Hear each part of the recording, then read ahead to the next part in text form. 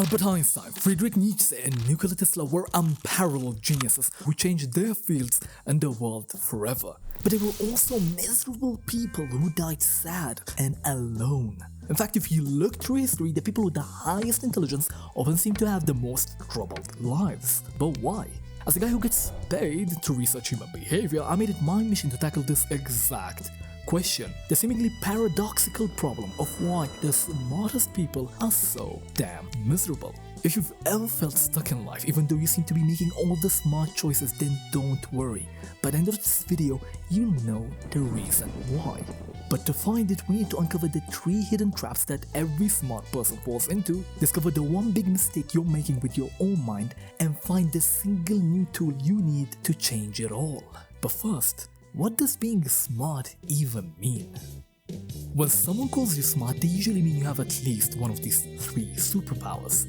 A. You learn new things fast. You see a pattern and you just get it. B. You're a master problem solver. You find the most logical and efficient solutions to any puzzle put in front of you. And C. You are a deep thinker. Don't just look at the surface, you dive deep to see the causes, effects, and the million little connections everyone else misses. These 3 sound like IRL hacks to living life on easy mode, right? But it's not that simple, since these incredible gifts come with an invisible weight. From the moment you were first labeled as smart, a secret contract was signed. The contract said you must never, ever fail. What happens next? Well, you start playing it safe and simply stick to what you're already good at. Why try a new language if you might sound stupid at first? Why would you ask that person out if you might get rejected? And why on God's green earth would you start a business if it might fail? Your intelligence, which is supposed to be a key to unlock new doors, becomes a prison guard, keeping you safely inside the one room you've already mastered. It's safe, it's comfortable, and it's incredibly lonely. But this is only the tip of the iceberg, because from here on out is where it gets truly dangerous, as your brain starts to trick you without you ever noticing. There is this cognitive glitch that happens in your mind known as the dunning-kruger effect. It explains the war between your actual knowledge and your confidence. You see, when you know nothing about something, let's say for example coding a website, your confidence when talking about it is basically zero, which makes sense. But if you follow a tutorial and build one single specific thing, maybe you make a button that changes color when you click on it, your brain goes, I have mastered the art of coding, my knowledge is infinite and my power is supreme. You don't just think you know how to make that one button, you unconsciously believe you now understand all of web design, UI, and maybe even hacking. It's like back when I took my first pharmacology course and suddenly thought I could argue with my pharmacist. I was too ignorant to know how ignorant I really was. But if you then try to build something else, you encounter a problem. Then another problem. You hear experts talk about back-end frameworks, API endpoints, and responsive design, which makes you realize your clicky little button is about 0.001% of what's actually involved in coding, which gets your confidence to plummet into a puddle of doubt. This, my friend, is the valley of despair. Only after pushing through this valley do you gain real, steady confidence. True experts know a ton, but they also have a deep awareness to the ocean of things they don't know. But funny enough, the most gifted people are the #1 victims of the deadly illusion this effect creates. Because you are the quote-unquote smart one, people bring you all their problems. Your cousin needs relationship advice, your friend wants stock tips, and your brain wired to solve puzzles kicks into gear. You do some lightning fast research, watch a video, skim an article, and suddenly you've got yourself an answer. You think, yeah, I'm really good at this too. Of course I am. I'm great at learning new things.